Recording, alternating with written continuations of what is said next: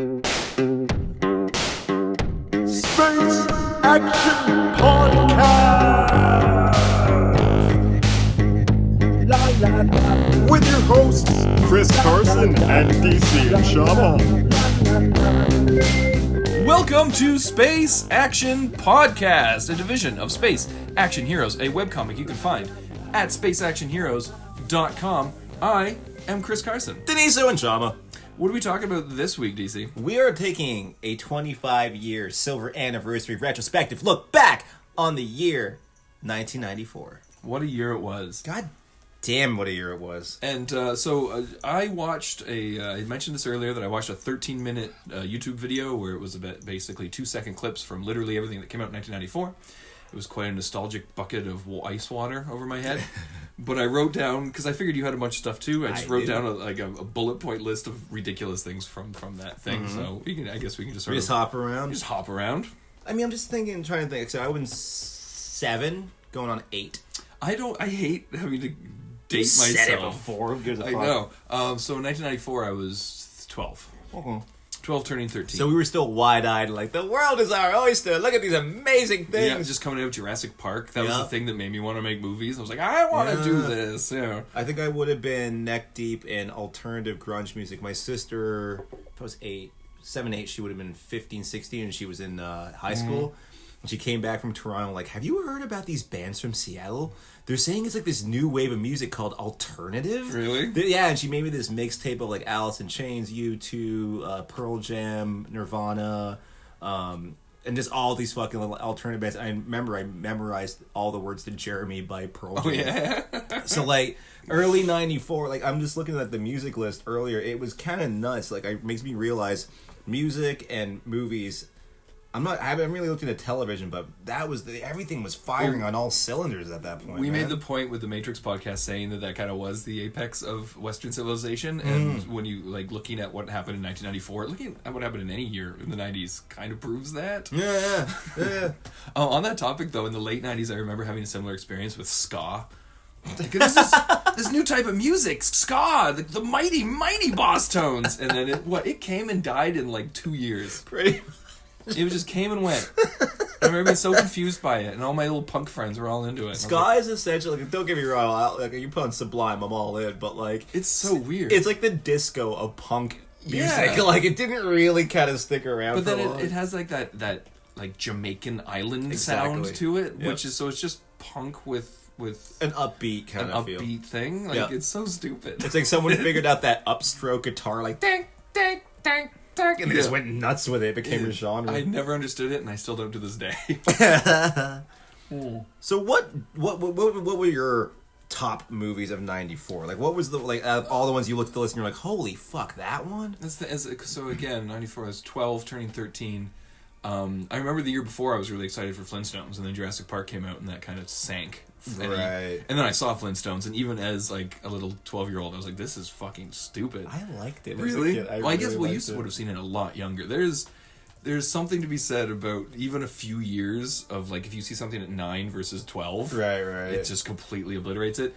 But I remember that year, I went and saw by myself Forrest Gump, and I really... By yourself? I did. I was just it was a movie time. I think my parents were at the mall or whatever doing whatever, and I was like, I'm gonna go check out Forrest Gump. And as a little kid, that movie blew my mind. Just the technical side of it, the score, because I was just starting to get really big into score music. The score's great in that flick. It's amazing. And Tom Hanks just crushing it. This is a lovable, handy-capable fellow. Yeah. He didn't go full retard. And I'm using that as a quote. It's true, though. He didn't go full the big R. But, I don't know, my favorite thing about that flick, because nowadays... looking back on it, that movie was 94. He starts coming in, he's the story starts in the 50s, right, with Elvis. Yeah. So we're looking at a 40-year gap. It's 2019, we go back 40 years, that's 1979. Oh, okay, yeah. It's not that long ago. So what I love about that movie, if you were in your 50s watching that movie in 94, you're like, oh my god. That's my childhood. It's my childhood. You're just rewinding the clock. Yeah. And seeing how much kinetic energy wasn't that long ago. You had fucking the rock and roll movement, you had Vietnam, you had fucking the hippie movement, you had the civil rights movement, you had fucking the craze of the 80s, the Cold War, the fucking, like, it's just, you're like, oh my god, I guess there was this insane piece of time. There was this boom. Yeah, and we managed to lace a character through all of it in a way that like, halfway through that movie you should be like, oh, fuck you. Yeah. Like, did he go to the moon as well? Like, this is He does bullshit. in the book. I know, in the book, with a monkey, if I'm not mistaken. And then he crashes on an island, has to play chess every night with a cannibal to save his life for like 5 years. Really? Yeah, it's very weird. The book is weird. Why'd they take that out? That sounds like excellent Insane. entertainment. Yeah, I know. I think they replaced that whole ending with him running. That's not in the book. He just runs.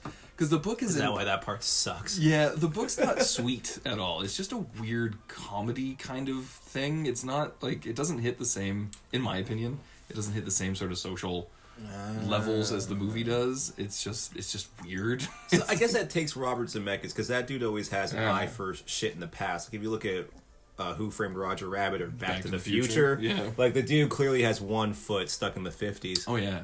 So it's kind of interesting. Maybe the dude was just like, people don't appreciate this time as much as they should. For how batshit insane American history was back then. I know everyone talks about it, but Little Forrest would have been an AIDS baby.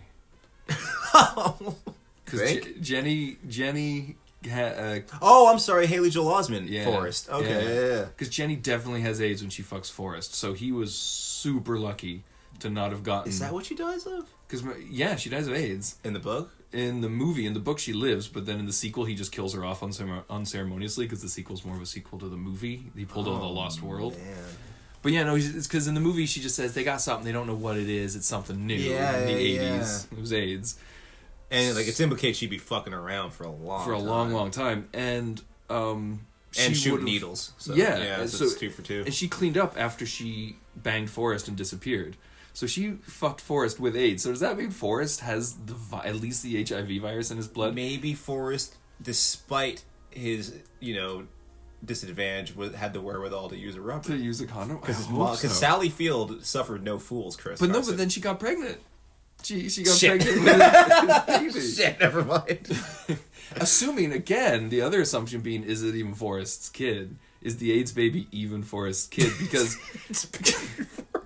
Because she, at the end, she's like, I'm broke, I'm a waitress, you're a billionaire, I'm dying, this is your kid. Oh, can you imagine how... But no, because when they're watching Bert and Ernie, they cock their head the same ways. Cock their head like a curious Cocker Spaniel. Yeah, so it's fine. Yeah. Why you gotta take this away from me? Yeah. I don't know, Jenny's a piece of shit. Jenny is a piece of shit. Jenny is the worst, objectively the worst. Yeah, no, that's the one problem I have with that movie. Like, they tried to build, like, this sweet relationship between the two. I'm like, you're kind of the worst. Like, yeah. This kid is literally fawning after you, and you're just dragging him along. Yeah. Wafting that pussy at him every once in a while to get what you want. And then every now and then, and then when you show up into his life, you fucking break his heart and just take off every fucking time. And also, just from a character perspective, it's like, it's pretty lazy. It's like, little girl gets raped by dad, gets drug addiction, fucks, strings a guy along, eventually dies and gives him her baby. Yeah, like, it's not a very well-developed character, now that you put it that way. No. Jenny. What are you talking about, Jenny's the classic thing that is rightfully disappearing more and more now. She's just motivation. Yeah, she is very much She's so. not really a character. Although she did facilitate one of the greatest lines, and definitely Forrest's best line, and possibly one of the best in movie history. I'm sorry, I got to fight and ruined your Black Panther party. That is my favorite line of that movie. I like when, I don't remember the exact line, but when he comes all over her sheets, and then he's like, I've ruined your sheets, and then it just pans down, and, like, the roommate's awake. She's there the entire time. Forrest came really quickly, but it would make sense. It would make sense. He's never even seen a boob, let alone touched one. And then she was just all strung out and fucked up from some boyfriend who just yelled at her, so she's, like, grabbing Forrest's wasn't that dick. the scene where they're in the back of the car? He beats up the guy in the Letterman jacket, and right? he pulls her out and takes her to her room, and then she's like, well, I gotta touch a dick tonight. Yeah, that's the same. Like, once again, like, oh, you ruined my date, but, like, Jenny need to get off, so... I'm not touching a dick tonight. Even if it's a little Forrest dick. And it's kind of weird if you think about it, because she's in college at that point. She's like, I have this friend who's a little bit slow, but I'm going to invite him over, and, like, you ever touched a boob before, Forrest? I'm just going to whip my tit out. Like, what is wrong with you, girl? Like, I don't know. And then, she's also I'm going to rag on Jenny one last thing, and then we'll move on. I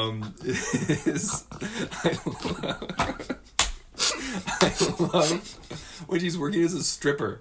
And she comes out as a stripper and starts playing like How Many Roads? Yep. And then she gets pissed off when the crowd gets upset by it. It's like, what are you expecting to happen in this scenario? Like, what fucking strip club is going to sit there patiently as you sing your acoustic ballad? Oh, well, this is beautiful. You're like, come on. Like, you're at a strip club filled with the worst types of people. Yeah. Like, oh, God, shh, guys. She's singing that song she didn't write. Yo, shut up! Shut up! I know you came for tits, but I came for tunes. But yeah, I think like that's my last line on Forrest Gump. But great movie. You know what I just watched? I forgot was a 94. Fucking Ed Wood. Oh yeah, I had Ed Wood on my list too. Which I think is like the best fucking Tim Burton movie. Yep, hands down. You Ironically, without Danny Elfman. With no Danny Elfman, which kind of sucks, but I still love score's amazing. The score is still great. Yeah. But it's got I like watching it this time recently. It made me realize that like when you take away the dude's paranormal shit and all his toys, he can write like a sincerely good, heartfelt movie. That shows like. Well, he didn't write it at all. The writers of Ed Wood are now. Oh, they're doing Dolomite. They're doing Dolomite. Right. I mean, I guess craft it. I think it's more indicative of like because he just came off of Edward Scissorhands. Mm-hmm. Where he kind of brought Vincent Price out of retirement. Mm-hmm. So his relationship with Vincent Price was kind of mirrored in the movie with Ed Wood and Bela Lugosi. Bella, yeah. So it's kind of like a weird eulogy. Was he Bela Lugosi? Mm-hmm. Yeah. Who is it that he says can eat my shit? The Mummy. That's Boris Karloff, sorry. Karloff doesn't I always flip those two around. I always think it's Karloff. That's one of my favorite lines. Karloff? Sorry. Sidekick? Fuck you! Oh, Martin Lando's awesome in that movie. But like he is amazing. Everything about that flick, just like it's so patient. You don't really know exactly what you're getting into until he starts making the first movie, and you're like, oh, he's terrible at this. Oh, that's what's happening. He's not just, but he's the thing I think that I've mentioned this many times before that separates good bad movies from bad movies. He's passionately terrible. Yes. He's not making fucking Sharknado because he knows it's a joke. He's making something he thinks is art. And it's so endearing. Like, I think it's the first scene where you start to realize, like, oh, he's not very good at this. They're reading the reviews for the play that they did. And, like, it's all just ripping the play. But he's just like, you see that? They said the costumes were very believable. Some I've read reviews before where they don't even mention the costumes. And you're like, oh, you naive bastard. I want to see the like gritty sequel that goes into his like slow descent into porn movies. Yeah, that'd be interesting. You could get Johnny Depp now to easily play that role. Fuck yeah. He kind of looks the part. It might tank the movie though at this point. Oh no, he's the new Invisible Man, isn't he? When they try to do the Monster Mash universe. They're not doing that anymore. Is that completely canceled? Oh, that's so dead. Because I heard that they were still potentially going forward with Angelina Jolie as the Bride of Frankenstein. I think that's dead. So now that's the third false start on the Monster Mash universe? It was the Tom Cruise Mummy, and then was the Benicio Werewolf part of that? Benicio Werewolf wasn't part of that, but Dracula Untold was supposed to be their first entry into the cinematic universe. Okay. And then there was something else, too. There was something else where they thought there was a false start. And I don't remember what it goddamn was now. Yes. It's one of those things, like, are there a bunch of octogenarians out there that's like, bring back the Universal monsters? It's so That's over. my MCU! Yeah. Like, and you got so many of them already, just enjoy what you have. Yeah, like, why go back to the... Like, I don't know. I don't understand. I don't see a need for another Dracula.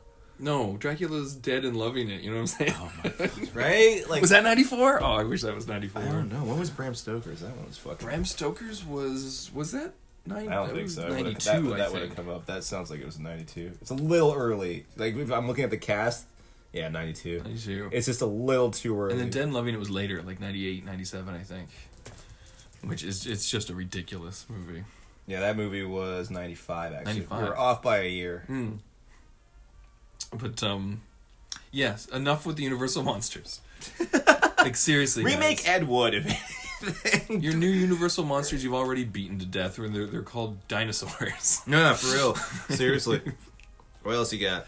Now the fall list. I'm just going to start at the top here, because a lot of these are going to be like 30-second mentions, which is Earthworm Jim came out. Cartoon, the video game. The video game. Mm-hmm. I was obsessed with that damned game, Sega Genesis, Earthworm Jim. Mm-hmm. Just everything about it, the fact that you had to like fling cows to get through levels, to smash through barriers, and you're after some... I think you were after some sort of princess, I think? I never played it. I watched the cartoon, but I never played. I was a Nintendo kid, dude. It was just on Genesis, wasn't it? Yeah. It was. I haven't a lot because I didn't sit and go down a rabbit hole of researching Earthworm Jim or anything. I just know that game was a lot of fun, and there's been talk of a new game coming out for like 5 years now. Oh, cool. But I don't know. It's like I think it just keeps stalling out. Because at one point they were going to do like an animated movie, and then they were releasing some. What was the premise? Designs. Why was he just a worm in a human suit? What was going on there? That suit was ironically a little Space Action Heroes-y without even realizing it until I looked back into it. Is the suit's just an alien suit and it lands on an earthworm.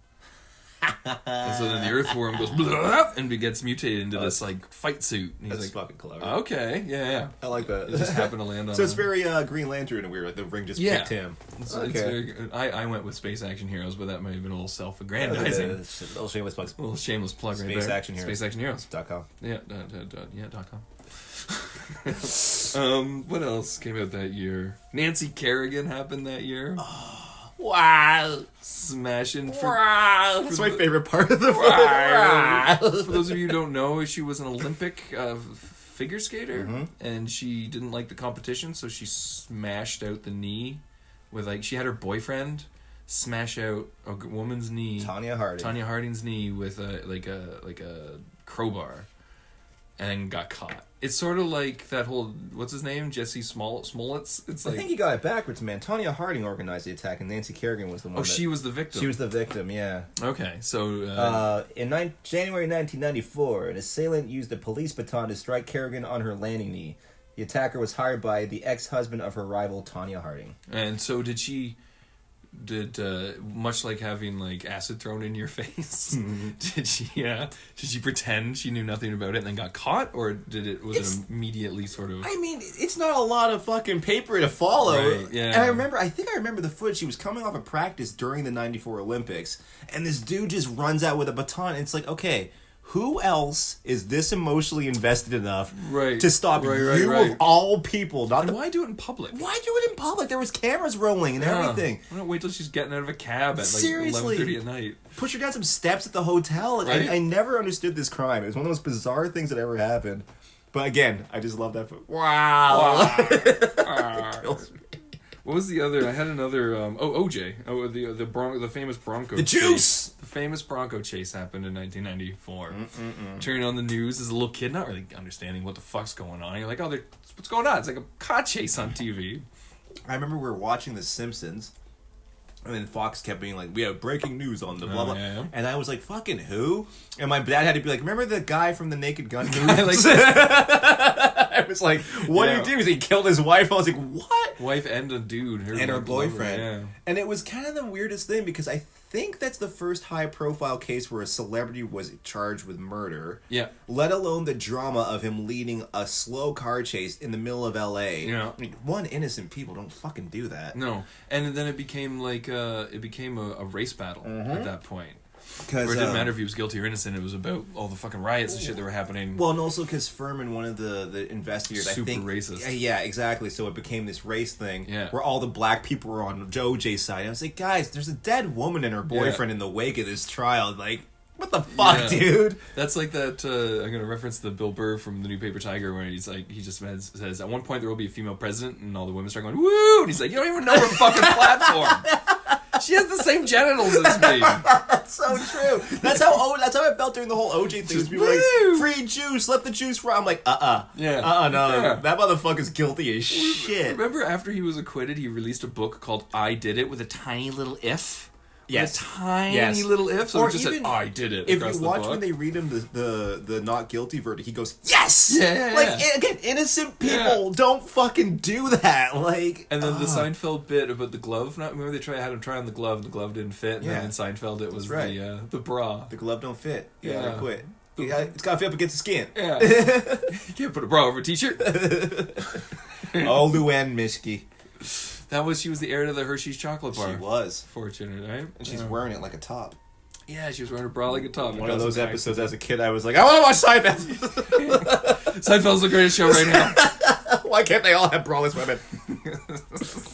I like to point out, a side note, I just tried to scroll down a pad of paper. Oh, no. That literally just happened. Oh, no. Holy shit, okay. Woo! It's all downhill from here now. Good God. Hey, You know what was the box office king of 1994? Wasn't Forrest Gump? That was the Academy Award picture winner. Was it Philadelphia? No. Yeah, everyone was rushing out to watch the AIDS picture. I thought it was a big movie. It was big in terms of like it addressed the All these giant issues. elephant in the room, but I don't think it was a moneymaker. I can scratch Philadelphia off my list now, though. Yeah, Tom Hanks, AIDS, the end. And what's his face? Springsteen. That oh, single yeah. was huge. Streets of Philadelphia. That single. was fucking everywhere. And I always like. Sorry, I didn't mean to jump in on the. But I always like. It's fucking what's his name? His lawyer. Denzel. Oh, Denzel. That's right. He's when awesome he in that. shakes his hand and then he just wipes his it. hand. It's like there are great performances in that movie. Yeah. Like now it would be like, why don't we have an actual gay man dying of AIDS playing the character? that would be kind of the world now. But anyway, sorry, you were The saying. box office king Oh. was of the Lion variety. Oh right, Lion King was 94, man. Interesting. Yeah, I remember that movie fucking being massive. I remember seeing it in theaters and being blown away at that opening scene. What's interesting about that flick is that it was supposed to be like at that point That was their B team. it was their B team. I think their A team was working on Pocahontas. Pocahontas, the pig and the poke. And That's a teaser for a future podcast. no one expected it to make any money. No, And then all of a sudden it became the highest grossing flick of the year. that's And- crazy. It was the #1 movie. I didn't realize it was. Yeah, oh yeah. You know why? It's because you got that Elton John star power behind you. I can't believe it beat Forrest Gump. Forrest Gump was a fucking Not by juggernaut. much. I'm looking at the worldwide gross. It did 76 million. 760 million. Forrest Gump did 670. Is that back when the foreign take was like $3? Probably. Yeah. And also, I'm imagining like animated movies have global appeal. You can sell that anywhere because cute talking True. animals like Drop in any voice. Yeah, Forrest Gump's about American history. I'm sure a bunch of people in Vietnam were like, "Fuck this movie." Yeah. Like, I don't give a shit Yeah. about them coming over here and shooting a bunch of us. Like, Can I fuck this take guy. a quick aside just to talk about voice acting controversies in their modern world? What's happened? Well, it happened a while ago. Remember that the Wes Anderson movie, the dog Isle of Dogs? Yeah. And everyone was pissed off that all the dogs spoke English and everyone else spoke Japanese. It's like, do you understand how animated movies work in other countries? Do you understand that in Japan all the dogs would speak Japanese? Yeah. It's all relative, folks. Do you guys get how markets work? I don't understand it. I don't understand it I anymore. just thought that was funny. It just made me think of The Lion King because it is brilliant with animation. You can just drop in the voice from any country. So It never took me years to realize fucking Ferris Bueller. he's Simba. He's Simba. Mm-hmm. Jonathan Taylor Thomas, and somehow fucking Yeah, because of Home Improvement. Home Improvement, and then somehow fucking Ferris Bueller, Matthew Broderick outlived him career wise. Yeah. He's still going. He's still going. He's still fucking. You can't. Did you stop. see him on Comedians in Cars Getting Coffee? I saw part of it. He's just so, yeah. He's so charming. He's so spaced out. Like, he's not really there. But it's great. It's adorable, but I'm like, is this trauma-induced, or are you not really that bright? You are an actor. It's like, It's a hard call. Because he killed a guy, right? Like, didn't he kill a guy in an accident when he was younger and got away with it? Did Matthew? What? Hold on. I think Matthew what? Broderick pulled a Jenner, and he killed a dude. Fuck off. Yeah. Or he had his like girlfriend or something died in the accident too. Like something insane happened with him. Hold on. Holy shit! Check this out.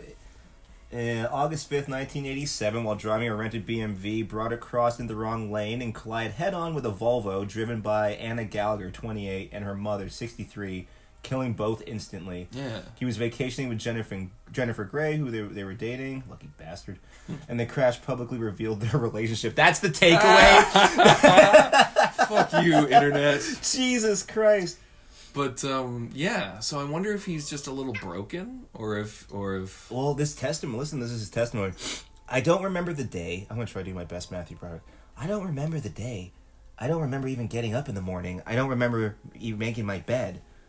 What I first remember is waking up in the hospital with a very strange feeling going on in my leg, because he fractured his leg. oh, Jesus. He was charged with causing death by drug. Yeah, holy shit, I had no idea. Yeah. That might be it, dude. Like, you Might- don't walk away from that without feeling nothing. Yeah, he might be a little fucked up from that. Yeah, maybe. He's just probably had to meditate a lot to like live with himself. Yeah, or make because up. it doesn't sound like he was drunk or on drugs or anything. It just No. it just was a fuck up. It was just an accident. Yeah, it sounds like he just drifted into a lane. Oh, Jesus, that's awful. Yeah. Damn. Well, thanks, Carson. No worries. All right, you know what else I got? What can we transition into from that one? Let's see if I can just fucking pull this plane up. I just watched Shawshank Redemption last night. I was thinking it was going to come up because it's always Forrest Gump versus Shawshank is always the conversation with any group of people. Yeah, because it was supposed. I personally think it should have won. Oh yeah, rewatching it last night because again, Forrest Gump is so American specific. Shawshank is a Stephen King. It's just, but it's all about hope. Yeah. It's all about the idea of like no matter how fucking horrible the forces outside get, you still have something inside of you that they can't take away. Yeah. And just watching it last night, there was a lot of shit I never really clued into.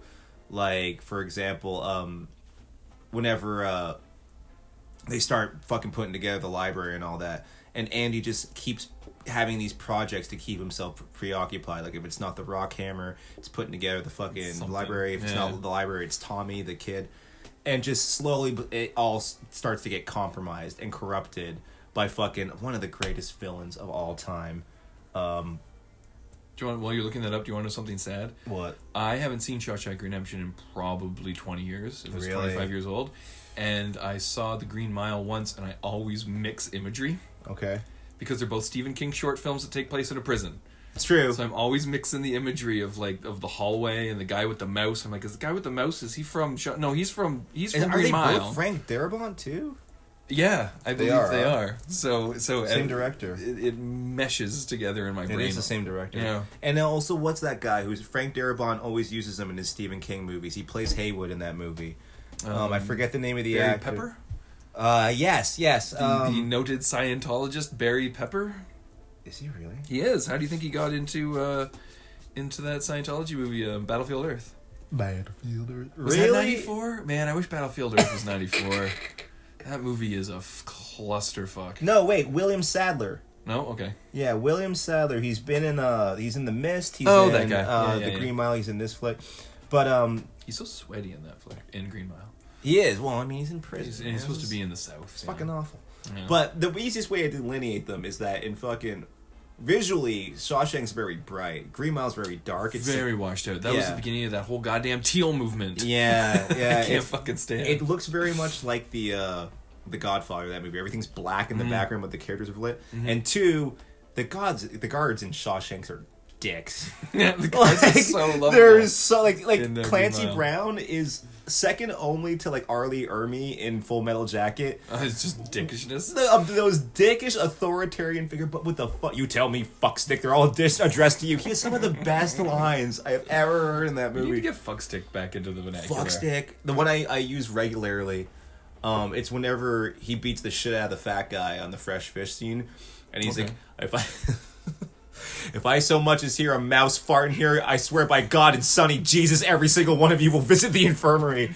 And just a mouse's fart is one of like the best fucking terms. I ever. hope on the cutting room floor is a shot of a surprise-looking mouse and a fart sound effect laid in that didn't make the cut of the film. Fucking a mouse cramming its tail up its asshole. It was Mr. Jinx, Mr. Jingles. What was his name? Oh God, yeah, is it mousy? He's playing a Frenchman with his mouse. Mr. Jinky or Jangles? Mr. Jangles. Or he steps on him and squishes him. There's a little pool of blood under his head. Yeah. And then he's healed and he sucks the black shit vomits out the black. I've always seen that once. Dust. I remember being like, yeah, I'm just gonna watch Shawshank. Yeah, I honestly, I think I said this either the last or the podcast before, where I think Stephen King is unadaptable unless you're Stanley Kubrick. Because I can't think of a single really, like, I guess Shawshank too, but how close is it to the original short? That's a good point. And I think that's the thing, is that if you base it on a short, maybe you have more artistic liberty to play around. But that movie's cast. King is like 9 out of 10 horrible. Oh yeah, and the famous Out in the Rain.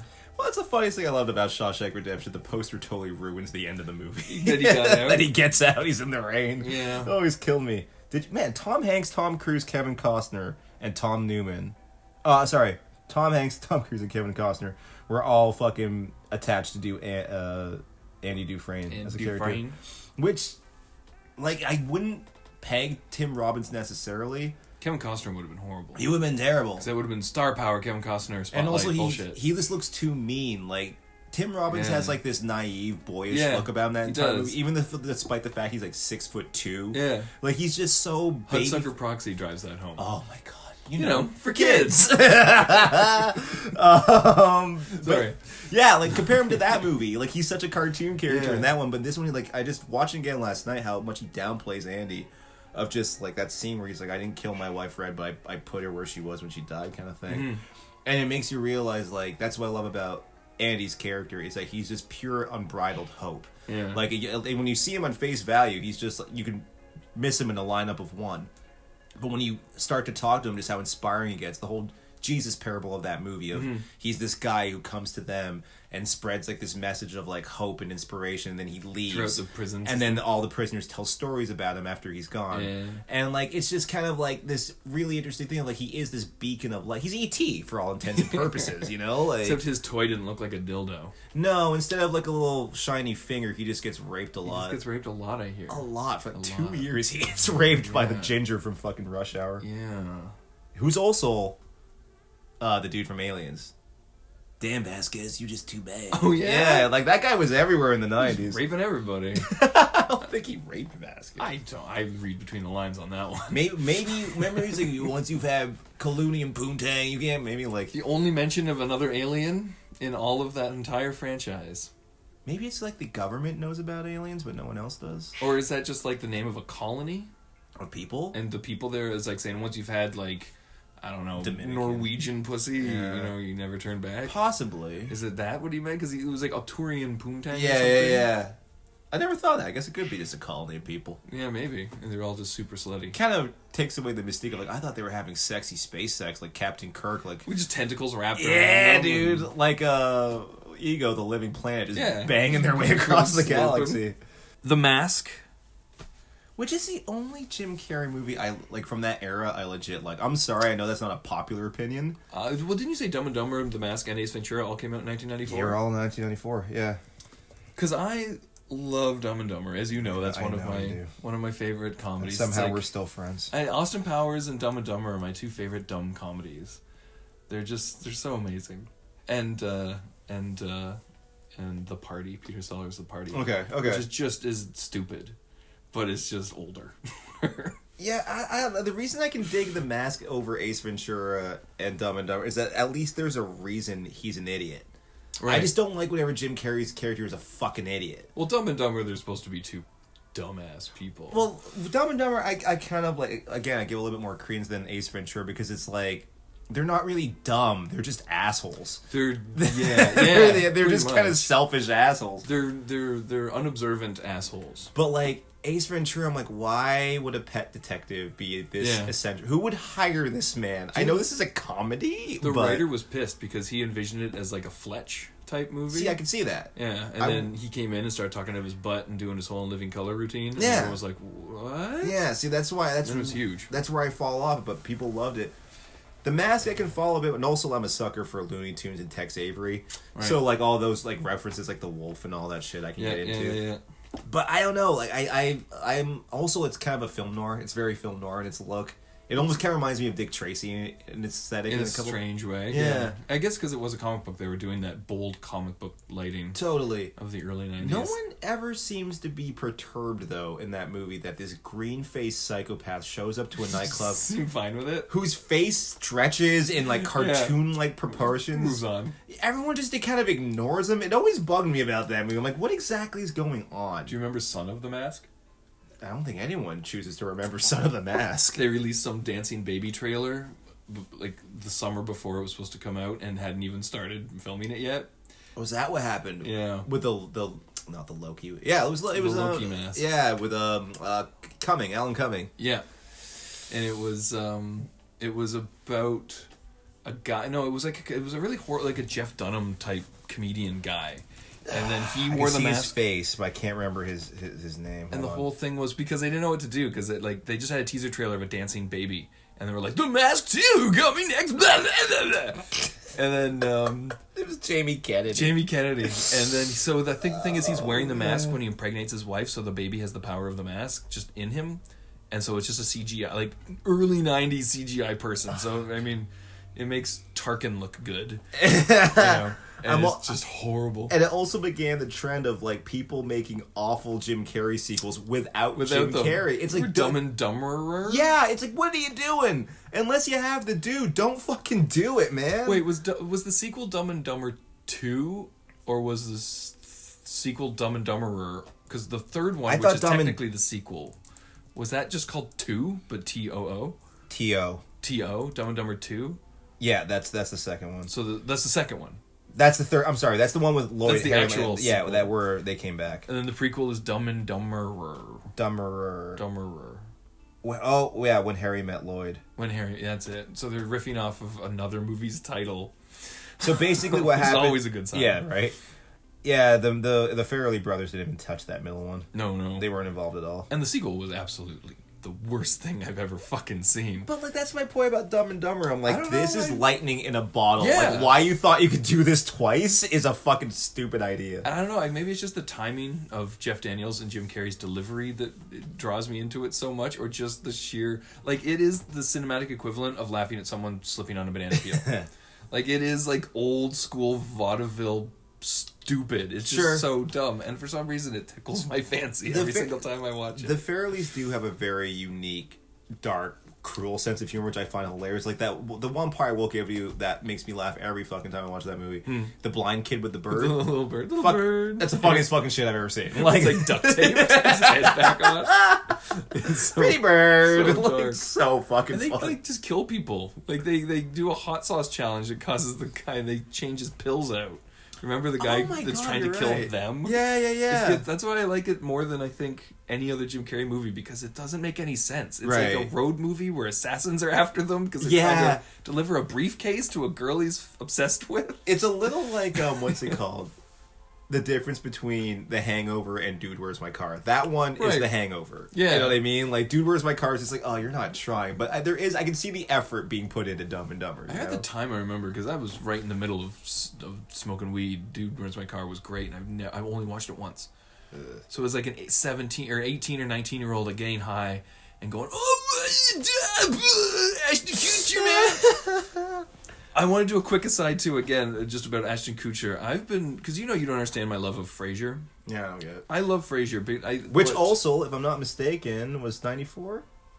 Well, 93. 93. I've been rewatching Cheers. I'm like, Cheers is really good, too. It's I love Cheers.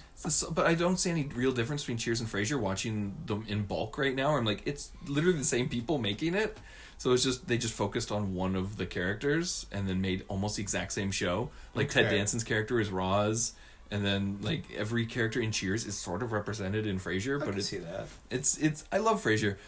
I can see that. But I don't think my oh my god, John Mahoney's totally Coach. Yeah. Holy shit! Yeah, you're right. Yeah. Wow. It's just solid timing. I think it's just the lightning in a bottle cast thing where they just play off each other so well. So sometimes the jokes aren't as important as the performance. I think that's what makes Cheers and Frasier so great. But I was worried it was my nostalgia talking until I went back and watched That 70s Show and something else, some other fucking 90s sitcom. Oh, Third Rock from the Sun. And I just sat there like Robin Williams in that photographer movie where he's a murderer and he's watching The Simpsons just stone-faced. What is that called? Like 1 hour photo. 1 hour photo. I was Robin Williams 1 hour photoing to Third Rock from the Sun, and that other one I mentioned is now immediately slipped my mind. That 70s Show. That 70s Show. They are atrocious. They make no sense why they were so popular, and I loved them when I watched them when they came out. That 70s Show was huge. It was huge, and I'm just watching it going like, this is the like laugh trackiest, most basic bullshit pause for applause humor.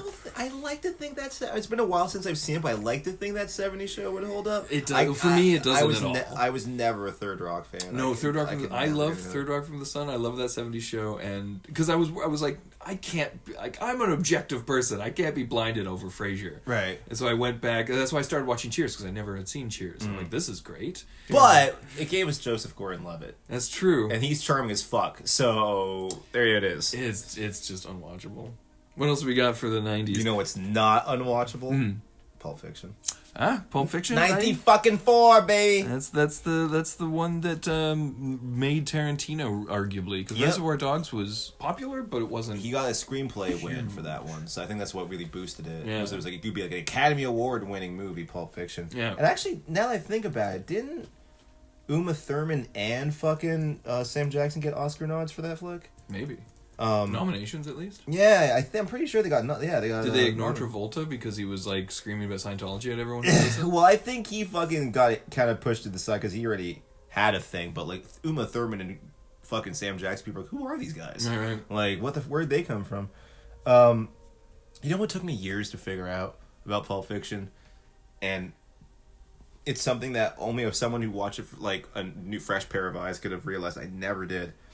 Is that movie, because Tarantino movies ultimately underneath all of it, they except for Reservoir Dogs, I think they're all mostly like desperate love stories about saving somebody or like getting someone out of danger. There's always kind of there's always some element of like we have to help this person, get this innocent person get the fuck out of here. Mm-hmm. If you watch Pulp Fiction chronologically, it plays out suchly. They go to fucking Brent's house. Jules has the divine intervention moment. He says, fuck it, I'm out of the life. So he leaves. So the next day, fucking Vincent and Marcellus have to go to Butch's house instead of Jules, right? Mm-hmm. Marcellus decides to go get coffee. He leaves his Uzi behind. And then Vincent decides to take a shit. Had Jules been there, whenever Butch walked in, he would have capped him, game over, right? So the whole time, I was always like, what the fuck is the purpose of this movie?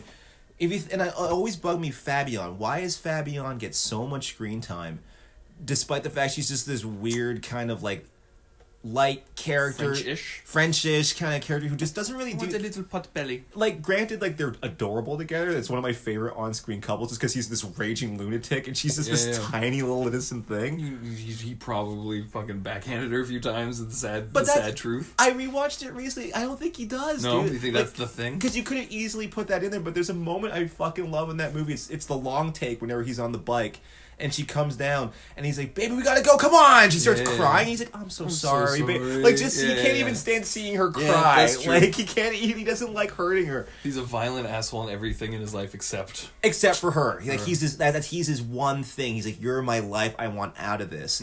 So I love the idea that divine intervention intervenes so that couple could get away from this world of fucking horrible people. I guess that is ultimately what it is. That's all it's about. And I'm like, that's fucking so clever. You don't get that when you watch it chronologically. No. But I watched it with a friend. She was like, yeah, that's what happened.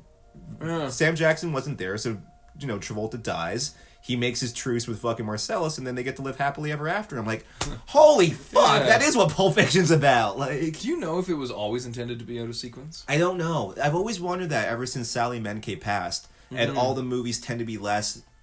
they tend to be chronological. They don't jump around as much. Chris Nolan just took over for that trope. Really. Right. So I always wondered, like, who had the final say as to the sequencing of events, if it was Tarantino or Menke. Yeah. Because if it's her, someone structured that movie beautifully. I feel like it was probably her. I feel like Tarantino, it's like that Patton Oswalt routine. You say it, because, it's true. It's just, I won't, like, I'm going to butcher it, but the Patton Oswalt routine of men should be directors, women should be editors, because men just go out and spray their fucking cum camera everywhere, and then women clean up the mess. It was like, I'm going to take over now, dum-dum. Yeah. I'm going to make this something that works, like a baby. Yeah, comparing, conceiving a child to making a movie. It's like men are like, look at my importance, and a woman has to be like, okay. Let's settle this down. Are you done? Let's make this work. Yeah. And I don't know, like, I don't know whose idea it was, but it just crafts that movie so beautifully that, like, once I realized that, I'm like, oh, Fabio's one of the best characters. Like, she don't want none of this. Like, she just wants some blueberry pancakes. She wants some blueberry pancakes for fucking breakfast. And a pot belly. But yeah, that's all I have to say about Pulp Fiction. I'm like, once I realized that, I'm like, this movie just jumped up a notch in terms of how brilliant it is. I want to know now if Tarantino is religious. No, I'm curious about that.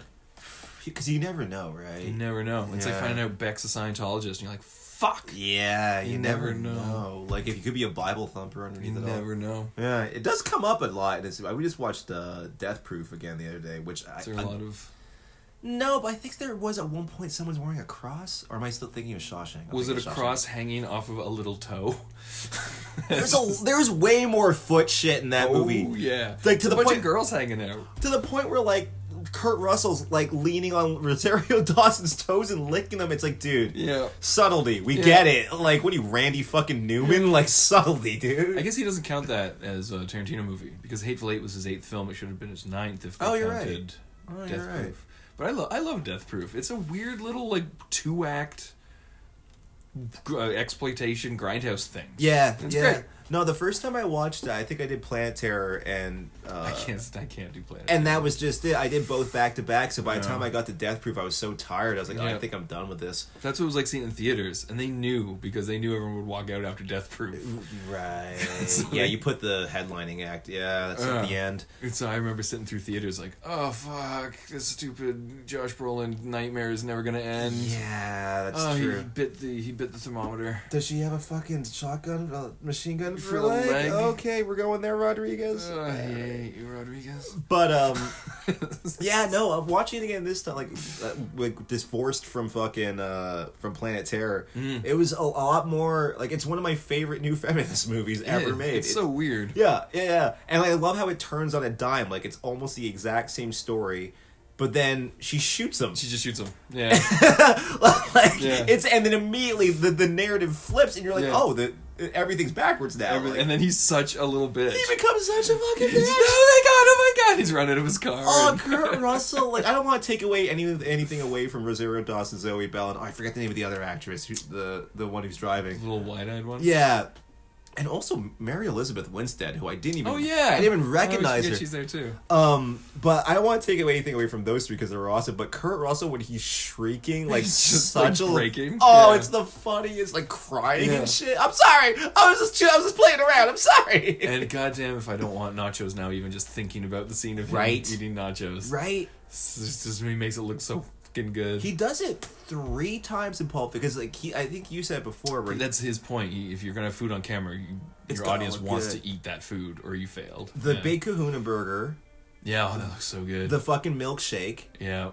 That's not just Pulp Fiction, but anytime someone has a cigarette in those movies, I Jones for one. I think that is because there are some movies, as a smoker, there are some movies where I'm like, oh, the last thing I want right now is a cigarette. Right. Like they have the guy, maybe he's a little sweaty or something, sucking it in. You're like, oh, it doesn't sound good. Or like Keanu Reeves in Constantine. Every time he sucks on that because it's supposed to look awful. Yeah. But Tarantino makes cigarettes look so fucking good. I remember I started smoking super early. I started smoking when I was 15. And one of my first bouts of trying to quit, I was still in high school, so I could have been more than 18 years old.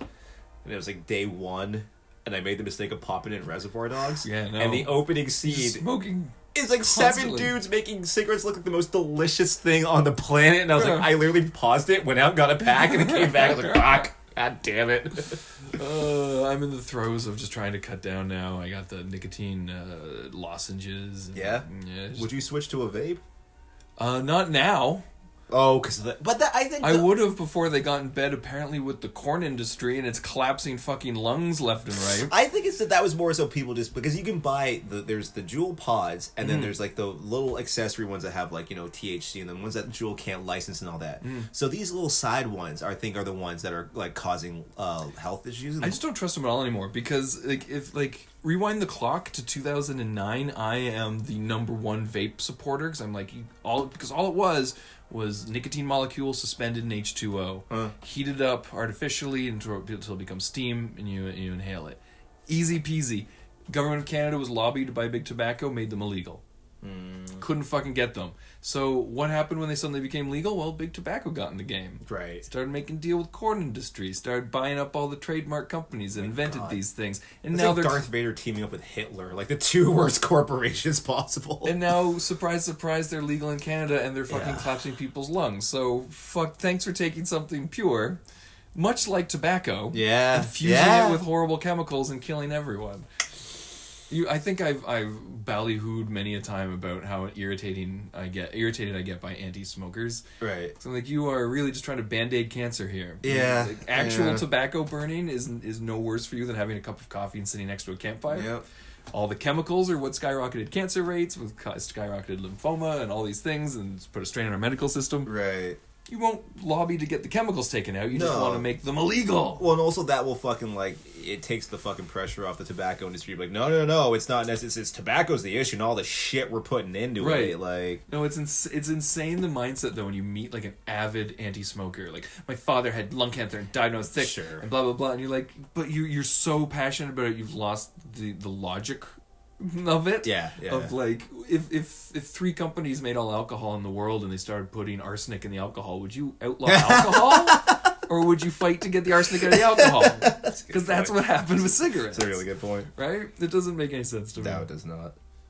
All right, do we cap it here, man? Or yeah, we might as well. I guess surprise, surprise, guys. We're doing a two-parter because there's so much to fucking talk about. Because 1994 is fucking girthy, man. And you know us, we tend to ramble on, so we can't just bullet point this shit. That's no fun. Nah. So yeah, we're gonna continue this next week. Tune in next week for the exciting part 2 of 94. The conclusion, the climax and conclusion, the cum shot of the money shot. 1994. More 4. Yeah, more 4. 4 more. I wanted to jump in with you, but then I tripped on the same one. I was like, 4 more. Fuck it. I tried. He's on his own. Thanks for listening. Because I still have I have to get to my best. I got it some random shit to get to too. Top 5. So check us out, spaceactionheroes.com, blah, blah, blah. Wrap it up. You all know. If you're listening, you know us, you love us. We love you too. Thank you so much. I love you so much.